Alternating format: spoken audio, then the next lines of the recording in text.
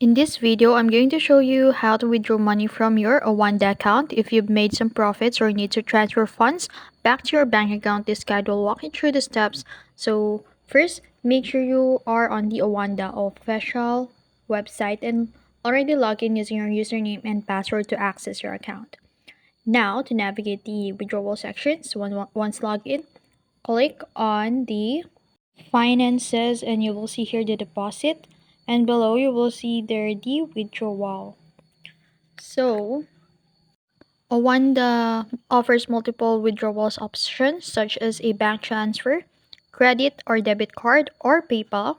You can choose your preferred method and follow the on-screen instruction in here. But first, make sure you are verified in Owanda and have a balance to withdraw in Owanda.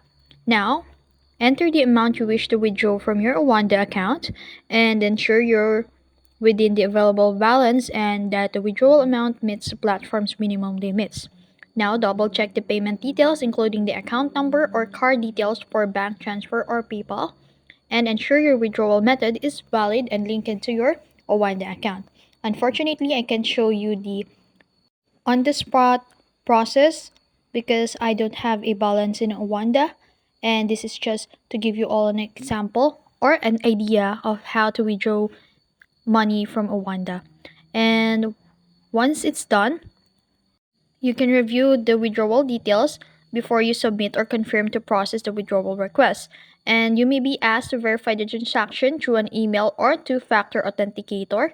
And that's it. Wait for the processing, and Owanda typically process withdrawals within I think 1 to 2 days business days, but it can take longer depending on the withdrawal method. And that's how you withdraw money from your Owanda account. If you found this video helpful, don't forget to like, share, and subscribe to the YouTube channel.